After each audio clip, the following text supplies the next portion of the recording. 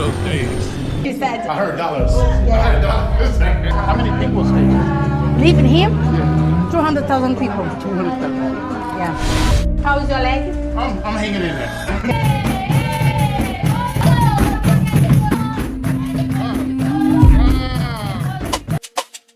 I was about to enter a part of Rio that many tourists are warned not to visit. Rocinha is often described through stories of poverty, crime, and violence. But over 200,000 people call this community home. And once I traveled beyond the entrance, I discovered a side of Rocinha that rarely makes the headlines. Here, working families live only minutes away from some of Rio's wealthiest neighborhoods. Luxury apartments, beaches, and a golf course sit beyond the community where thousands of people climb steep hills and narrow stairways just to reach their homes.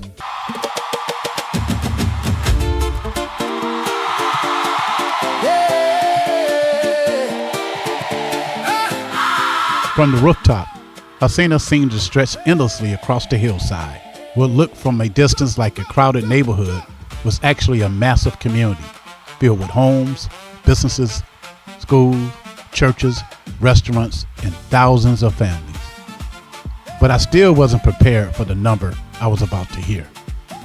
Nearly 200,000 people are estimated to live here, making Rocinha feel less like a neighborhood, more like a city within a city. How many people stay here? Leaving him? Yeah. 200,000 people. 200,000. Yeah.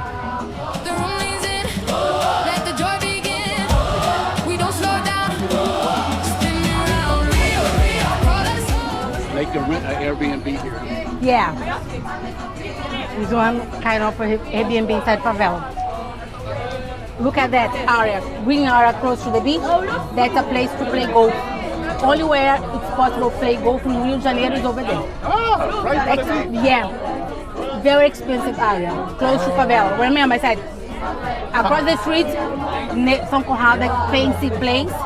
Yeah. How long does it take to get over there if we wanted to walk?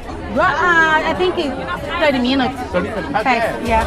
Spin around, call us home, let it roam. Rocinha does not simply spread across the hillside, it climbs it. The higher you go, the narrower the roads become. And eventually, many residents must leave their cars and continue their journey on foot. From the outside, it is almost impossible to understand how far this community extends, or how people have created homes, businesses, and a way of life high above the streets below. From the outside, you don't see all this. You know, you don't even get to feel it. Like on the inside, you can feel the energy. The energy. Yeah, like this it's is- very nice. It's a spiritual thing. This is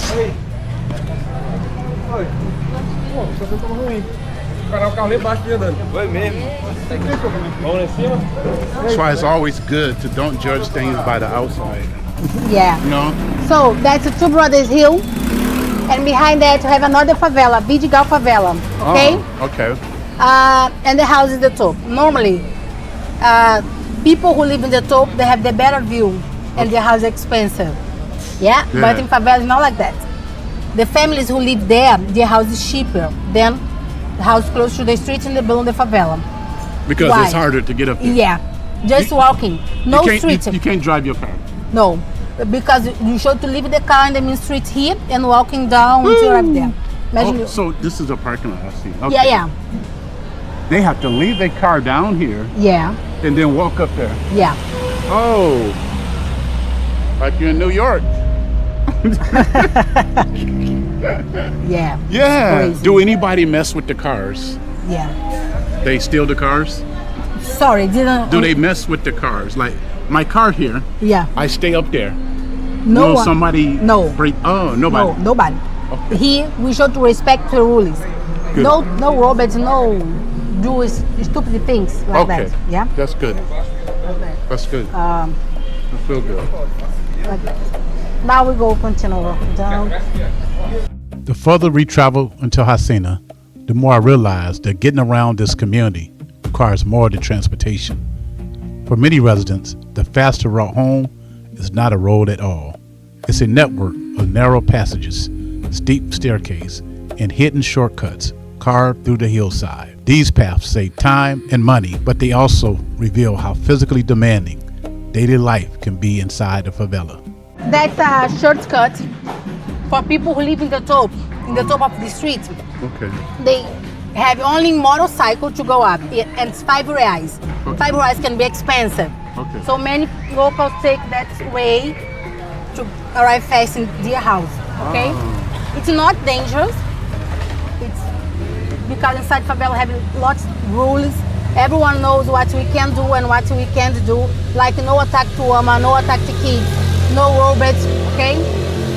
That's why I tell go up in this way, it's safe. So you take it. Yeah. Oh. I study English in the top of the street, in a social project. The name is Rocinha Community School. And normally I take that way. Okay. Yeah. My son, I tell to my son, no, don't take this way because kids walking, having fun all the time. Oh, okay. I think probably can falling down. Yeah, exactly, yeah. Just that, but it's not dangerous thing. Life inside Rocinha comes with challenges, but throughout the community, I also found people working to make sure its children are not forgotten. One of these places is a public kindergarten that provides more than education. For some families, it offers stability, support, and something as basic as important as a dependable meal. Inside this crowded hillside community, this school has become a safe place where children can learn, grow, and simply be children. That's a kindergarten for kids. Oh. That's a municipal kindergarten, public, when the government support. And I can tell you, we are in a very, very poor favela. Yeah, but we still have families where their kids only have food inside kindergarten. Okay. Yeah. Okay. If you compare with other favela in Rio de Janeiro, in Rocinha we have much more kindergarten than others. Okay. Oh. Yeah. Inside this gym and community center, young people are building more than physical strength. This is a safe place where discipline, mentorship, and opportunity come together. In a community, often judged from the outside, places like this show the determination and hope that exists within. Oh, a boxing gym? Sorry, Is that a boxing gym? box. What is this? That's one group. Let's go there.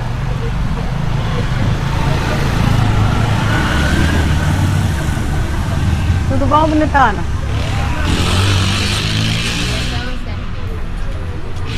So this is a clinic for first care. Oh. Okay, vaccination and small things. Oh.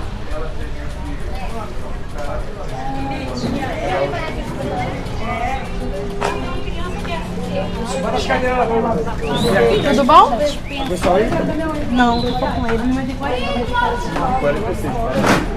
These are professors from Capoeira, yeah, and that's kids from the project of Capoeira. Yeah, and come on with me. And that's man.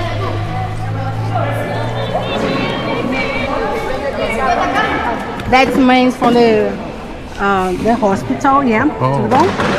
It was with the old woman. Okay. Pode ser Thalite. Okay. Que isso, cara? Oh, football. Yeah. Okay. This was our first samba school Okay. from Favela da Rocinha. Okay. Yeah, the first one. Now we have other down the favela. I will show you, but he was the first one. Okay. That's fine. I knew something athletic was inside there. Yeah. Yeah, that's good.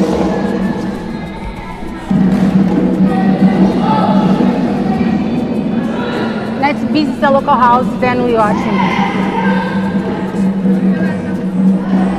Não, amiga, a gente não vai não, tá bom? Só tem um. So everybody know you. Yeah. Supporting children inside Rocinha does not happen in just one classroom or one building. Deeper inside the community, another program is using sports, culture, and mentorship to give young people guidance and opportunity. But reaching it meant climbing even further up the hillside through steep stairways that are part of everyday life for the people who live here. How's your leg? I'm hanging in there. Okay. No, I'm good. I'm good. It's one kind of built to rent out. Yes, some apartment. That's walking slowly because it's 3 floors. Yeah.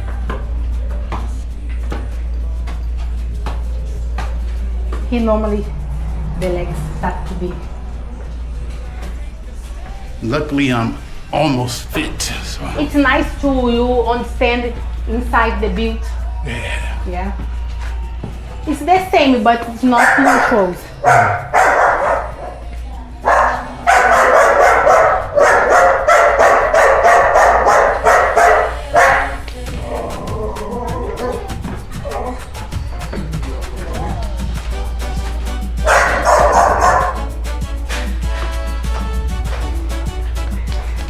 Menina, cheguei. A moça chegou. É só um, mas vamos fazer um show pra ele, que ele é top.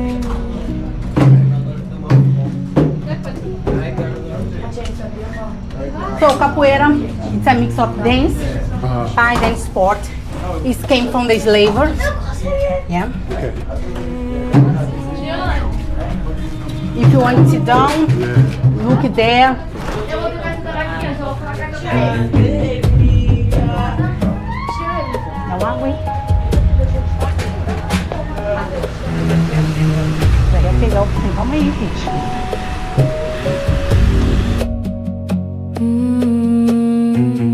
At the top of the stairs, I found more than a place to exercise. This program is using capoeira to teach and mentor children, build discipline, and keep young people connected to their culture. Leading the work is an instructor who has been dedicated to this life for 30 years and is now passing that knowledge on to the next generation. Yeah, she said, first of all, hello everybody. This project is, the name is Capoeira Brazil, yeah, from Master Boneco, and she's master as well. This project, there are 40 kids inside favela, Wow. and it's helping the families that of that kids, and they have no support. So she danced capoeira from 30 years. Yeah, now she's master. So it's like that. What these children are learning is more than movement. Capoeira was created by enslaved Africans and their descendants as a way to resist oppression, protect themselves, and preserve their identity. Over time, it became a powerful blend of fighting, dance, music, and tradition, and one of the clearest examples of how African culture survived in Brazil. So assistir. So capoeira came from the slavers. Yeah. After capoeira, we have samba, came from the slave as well. Okay. Everything's mixed. Yeah. That's why when they are dancing, we feel that energy. Right. Yeah. It's very, very, very nice. Wow. Pode falar. Wow. Terry, very nice.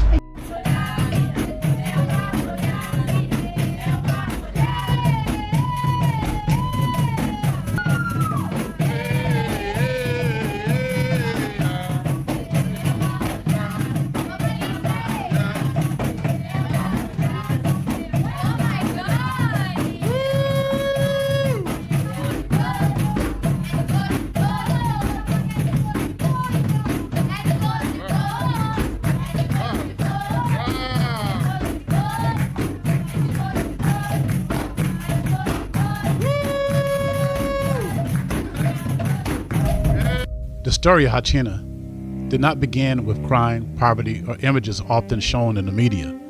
Like many favelas in Brazil, its roots are connected to broken promises, government neglect, and people creating homes when no real options were provided. To understand how these communities came to exist, we had to go back to the soldiers who fought for Brazil and returned home to find that housing they were promised never came. So the people at the top pay the cheapest, Yeah. and people down here pay the most. Yeah. They get free electricity. You guys pay for electricity. Yeah. Probably something. Okay. That. Of course, they show to pay, but they don't have money to pay. Mm-hmm. Yeah. And Is Is there government programs around the country that help people, like the people at the top? Yeah. What if they didn't stay in the favela? Not favela. What if they stayed in a normal neighborhood? Would they get help? So, the government help the favela, yeah, but it's not enough. It's not enough. All the time we ask for the government more attention. Since the favela start, people from favelas ask for the government attention. For example, the first favela is from 1920, but the first favela is from 1896. Yeah, the first favela is Providência, in the center of the city, and that favela started after the war, a big war we had in Brazil. That war was between government and people who live in Canudos. Canudos was a community, was not a favela, it was not in the hill. Yeah, there was a strong community where the locals said, the government do anything for us, we can do everything by ourselves. So we don't need to pay tax for the government. But in 1896, the government said, another country in the middle of Brazil, Salvador, Bahia, it's possible. Sent some soldier from Salvador, Bahia, and most of that soldier was black men. Because at that time the slavery finished. So the government said, you went to Salvador, Bahia, finish with that community. When you come back, I will give a house for you. They finished with that community. They came with some survivor, yeah. And when they arrived in Rio de Janeiro, where is the house? They never received the house. They started to build the house in the hill, in the center of the city. And the survivor thought this hill looked like the same hill we had in front of Canudos. In front of Canudos, they had a hill with a specific kind of plant. They named the plant Favela. So they started to call that place Favela's Hill, like a nickname, just a nickname, because they really believed the government will give a house for them. But the house never arrived. And when the people start to ask for the government, where's the house promised for us? The government said, people from favela are dangerous. People from favela make too much noise, they don't have education. For a long time, tell for everybody, I live in a favela was a problem because people at the same time thought, probably she don't have education, she uses drugs, she robots. Yeah, sometimes people stop to talk to me. Just because, yes, it's terrible. Because you stayed here. Yeah, and sometimes point to me like a woman, you are favelada. And for men, you are favelado. It means you use drugs, you robots, you don't have education. Yeah. So it's a stereotype. There's a stereotype. Yeah.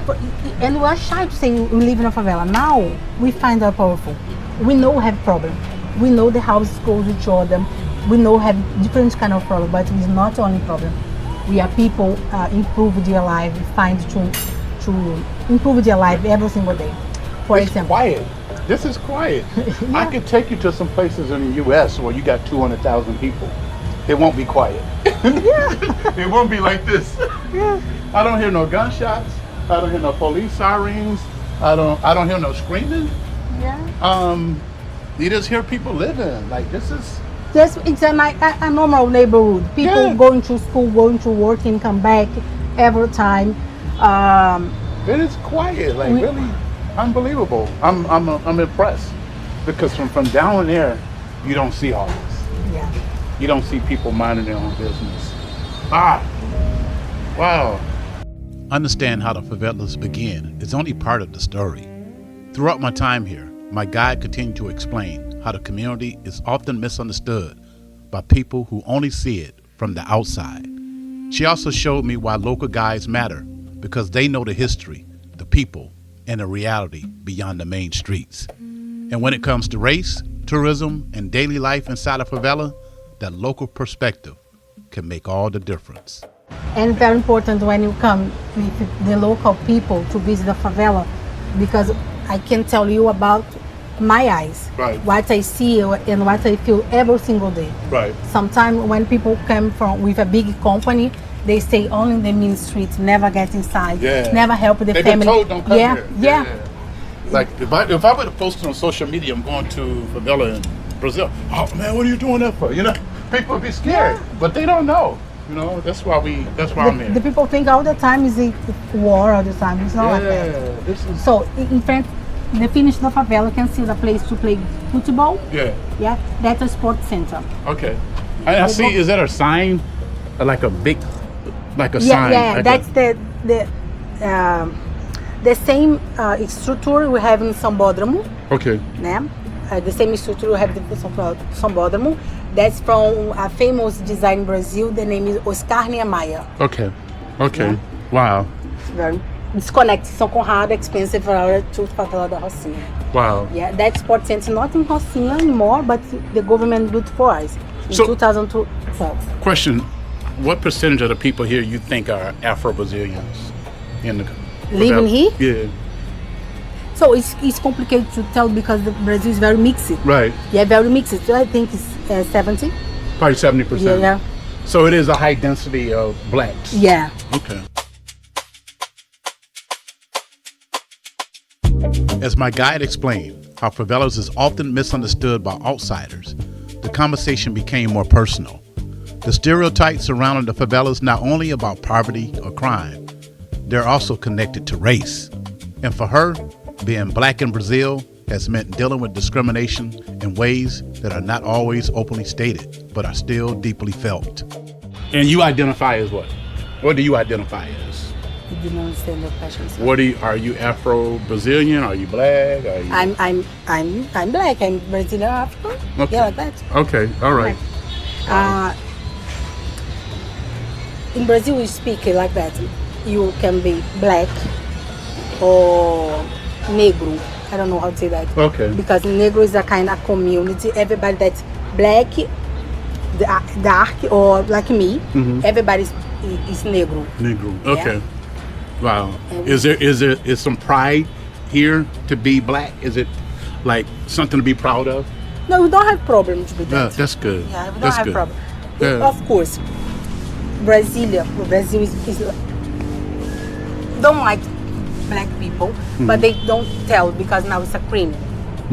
Yeah. Okay. Sometimes look when you get in the store, people stay looking you. Yeah, but they can't tell anything because it's a crime. Okay. But we feel. You feel it? Of course we feel. You are you treated differently like in the business world? Are you Yeah. treated differently? Of course. I worked for 9 years in the center of the city in a place without people. Yeah, just me and my chef and like that. When I moved to work in oh my God, Leblon, like a receptionist receiving people. Right. People start to ask me, how will you clean your hair? Oh, Yes, like that. how do you clean your hair? Yeah, because it's like that. Like water? You tell you can't put The water? same way you clean your hair.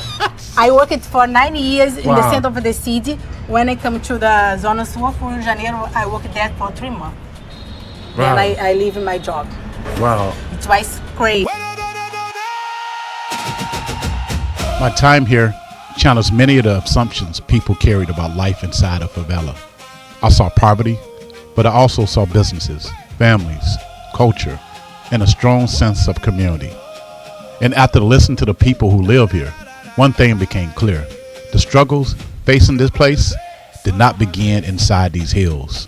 They are connected to a much longer history of slavery, broken promises, government neglect, and freedom without true equality. To understand the Brazil we see today, we have to look back at how that history began. Hate to reach in the fire. Hear that call, feel the crowd. What's that more? And we're loud.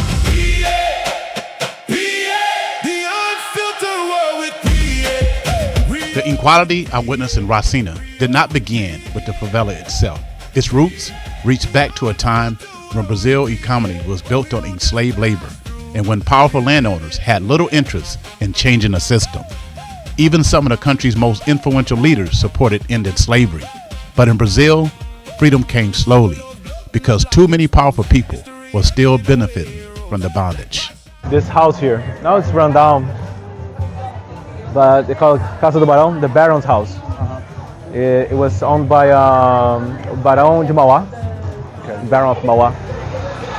He was one of the richest men in the empire, at the time of the empire. Okay. But he was an abolitionist. And he was actually an industrialist. He was bringing industry into Brazil. Oh, really? Yeah. And he was like the richest man in the country. Oh, wow. He was back in the government actually. Like, had so much money, he was back in the government. Oh, that's good. It's Yeah. a good one. It's interesting, like when you think about the empire, is that the empire, you might think like such a conservative like institution, right? Right. But the emperor was an abolitionist. He was the second emperor. We had two emperors, Pedro the First and Pedro the Second. Okay. Pedro the Second, when he got in power, he freed all the slaves in the court, his personal slaves. Okay. He set them free. He was very pro abolition, but he couldn't do much against slavery because all his power base were the landowner elite. The landowner elite. Yeah. So these guys, they didn't want slavery to end. So he couldn't go really like against all that Okay. without that making big thing, right? Okay. So there's always like, all these compromises during the empire. He's trying to get rid of this abhorrent institution, with slavery, but at the same time he can't really go against it, or else they take him out of power. Wow. Slavery may have officially ended in Brazil, but racial equality did not disappear with it. Generations later, Black Brazilians were still fighting to have their history, culture, and experiences recognized. During Brazil's military dictatorship, the government promoted the idea that the country was a racial democracy, a place where racism was supposedly no longer a serious problem. But Black journalists and activists knew that the reality was very different, and speaking openly about it could come with a dangerous cost. And in the 70s, my dad was part of the Black movement in Porto Alegre. And back then, we have to remember there was Brazil was under a military dictatorship. Okay. And the military had this view of this idea that there was a racial democracy in Brazil. All the races were equal here. It was very different from the U.S., where you had all the Jim Crow laws and all that. Right. Yeah. Here in Brazil, nothing like that happened. Blacks and whites and indigenous people lived in harmony, Okay. which we all knew was far from truth, Right. but was the myth that the government wanted to Put out. put out, right? So they was hiding a bunch of stuff. Yeah. So one of the things that my father and a group of journalists, they started this magazine called Tição, and put a voice for Black journalists, talk about not only the news but also their representation in society, etc. And they run for a couple of editions, and then the government censorship came upon them. Really? Yeah, because they were being seditious, right? Like. So the government was able to tell them to stop the paper. Yeah, they stopped the paper. Oh. And only like a few years ago, I think it was after my dad's passing, was 2021, 22. They got together, the journalists, they got together and they released a new edition. Really? Yeah. And this paper, what all did they discuss? I'm sure it discussed the disparities here. What all did it talk about? What's the interesting thing I was saying, like how Black people were like underrepresented, not just in the South, especially in the South, but now of Brazil. Like Black culture, as you can see here, there's so much Black culture like everywhere, but it was kind of like put aside as like something marginal. So was the government point of view that they're lying? Was they saying where he's lying, or are they saying that this is not true, or they just don't want? Oh, just censor it. Just put a blanket on it. Forget this doesn't exist. So you know. if he would have continued to do it, what would have happened? Prison? Prison, yeah. Really? Yeah. Back in the day, that was like during the dictatorship was prison. Was it our president then, or a king, or what was it? Back in the day, it was a military dictatorship. It was a president. But he wasn't elected. No. Like in 1964, there was a coup d'état. Okay. Where the military took over. Okay. So the dictatorship lasted from 1964 to 1985. Wow.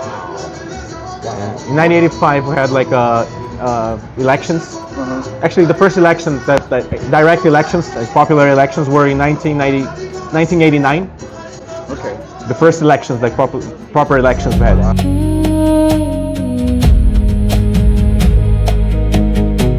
Black journalists and activists helped expose the racial equality Brazil's government tried to deny. But speaking out was only part of the struggle. Real change also required political power, and for generations, Black Brazilians remained unrepresented in the offices where laws were written and national decisions were made. That raised an important question. In a country shaped so deeply by African people and culture, why were so few Black leaders visible at the highest level of government? Yeah, so democracy is very young in Brazil. Wow. Since 1989, we're allowed to vote here. Have you seen, are there any national Black leaders on a political spectrum, like elected to a national level? Yeah, I've had Silvio Almeida, he was a minister of social equality. Okay. During Lula's last term, this current term. Was he elected or was he appointed? He was appointed by Lula, president here. So what about voted on by the people? Like our version of Obama or our version of somebody in the Senate? We have a senator, Benedita da Silva. She's a Black woman. She's like in her 80s now. Oh wow! But she's like one good example I can give you. There's not so many. So it's not a lot of representation. Not many, yeah. But there's a few. But why do you think that it isn't that much representation by Afro-Brazilians? I think it's just historically how Black people have been treated in Brazil. Like since the end of slavery. Slavery ended very late in Brazil. Right. And when it was over, there were no reparations. Right. Neither for the slave owners nor the slaves themselves, right? Right. So they were kind of like on the same spot, right? Just they were free, but free to go where to go, where to do what, right? To what? Yeah. They had no labor skills, no training for anything. The only thing was till the soil, right? Right. It wasn't even their soil. It was like someone else's land, right? Right. And I think the main difference between what happened to the Black people here and the Black people in the U.S. Is the segregation. Whereas like there was segregation here as well, but it wasn't like. O peixe é meu, não. Peixe é meu. Xixi de galinha. Oh, that was quick. That's good, right? Yeah.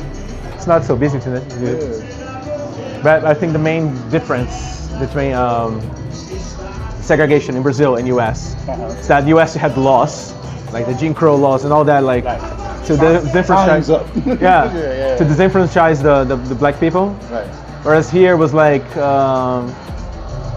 more like know your place. Kind of like it's on the lines here. Like a Black person was allowed to go anywhere they wanted. There were no plaques like colored only or white only. Not many. There were places that would have this, but not many places were like this. Right. But then a Black person would go to a place, would be like kind of an alien there, like like stranger in a stranger. Right. Stranger in a strange nest, right? By yourself. Yeah.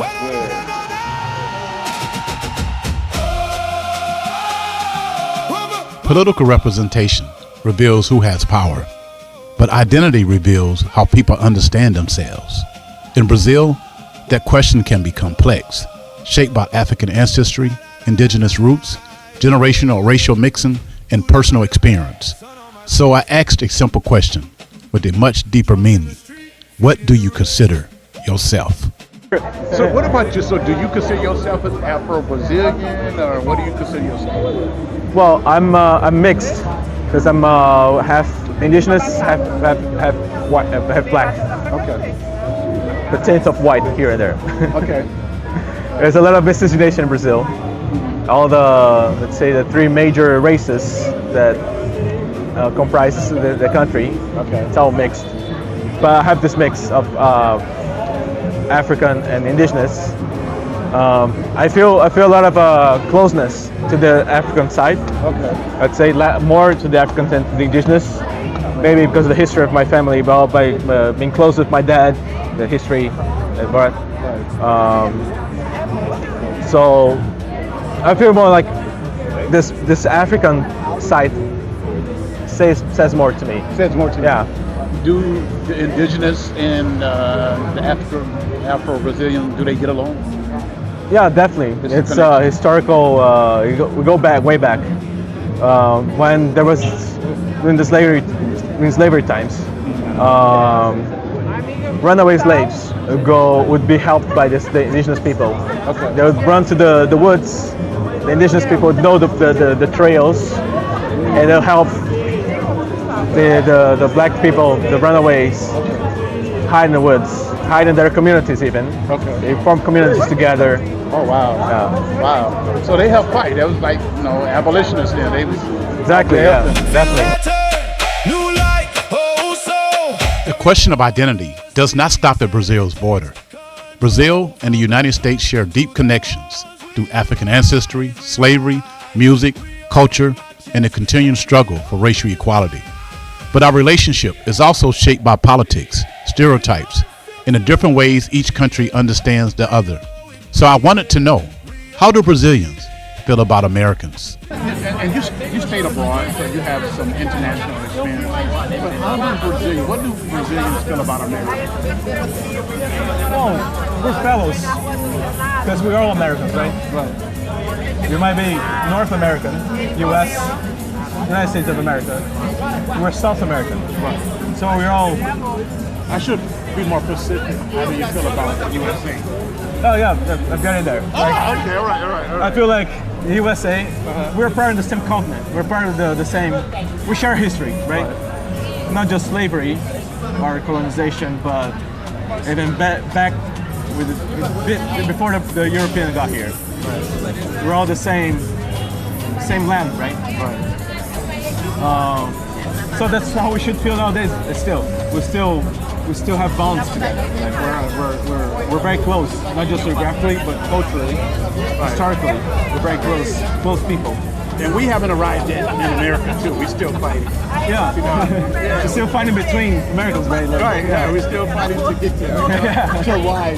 To arrive at that place of harmony. Yeah, but that's what I hope. Like we can learn with each other to live together. To live together. I think same as in the U.S. they have like this divide in the country. Right.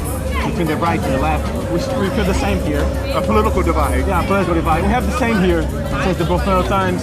Still nowadays, we have an election year this year here in Brazil, so things are gonna get heated, politically speaking. So I hope U.S. and Brazil we learn about from each other to go through these hard times because we're brothers. After hearing these different perspectives about race, identity, history, politics, and Brazil's relationship with the United States, I wanted to step back and ask one final question. How does someone who knows this country deeply summarize Brazil? Not only its struggles, but its greatness, its potential, and the hope that keeps so many people connected to it. If someone asks you to summarize Brazil, your home, what would you say? Like Summarize Rio. yeah, summarize Brazil. Period. The country. Hard to say. There's so much things to say about Brazil, but I guess we are a great nation. Maybe we ourselves don't realize it, how great we are. But I guess more and more we're getting more into the international scene, right? People are knowing more about Brazil, hearing more about us, Right. and well, I hope it continues like this. We keep growing. So the trend is going in the right Yeah, direction. I think it's going in the right direction. Even though the world is going crazy, I hope Brazil can be a voice in uniting people. Right. No, not just here in the Americas Right. and the rest of the world. Getting everybody together too. You think Yeah. think people here still have hope? Oh, I do. I think that counts. The everyday person. Yeah. Do they still have it? I think people are losing it sometimes. Sometimes it's hard Uh, when you see like inflation prices going up. wages going down, Right. and it kind of hits you. Right. But at the same time, you look at it, there's still tomorrow, you know? Right. There's another day. You left Canada to come back home. Mm-hmm. Any regrets? No. I really like Canada. I wouldn't say nothing bad about it, except for the cold. Right. But I just miss family, friends, and all this, right? Yeah. Something that you don't really see in Canada much. I know, you can see more of you there. From everything I experienced in Rio, from the favela to the music, the history, the conversations about race, and the strength of the people, I was left with one final thought. Brazil is a country of contradictions. It carries deep wounds from slavery and inequality. Yet its people continue to create beauty, culture, joy, and hope. As my journey came to an end, I wanted to reflect on what Rio taught me and why I already knew this would not be my last time here. It's been a blast. The art, that's what gives me. The art stands out to me everywhere. Right. I see expressions.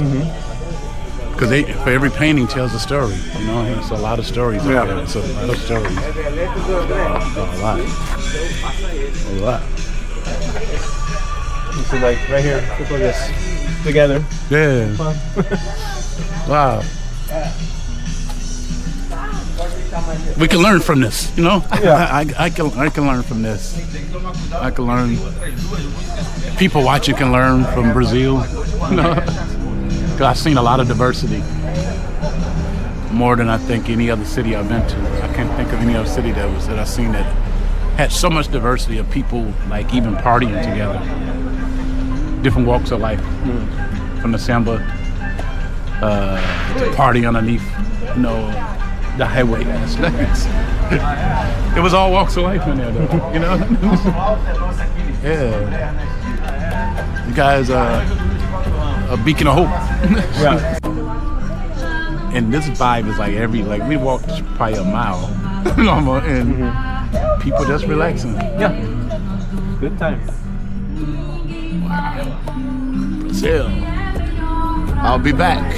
Brazil, I will be back very soon. From Salvador to Rio, Rio showed me the strength of African culture, the power of community, and the beauty of a people who continue to celebrate life through every struggle. But this journey is not over. Next, I'm heading to Cuba, a country filled with history, resilience, and story the world rarely gets to hear. This is the Unfiltered World.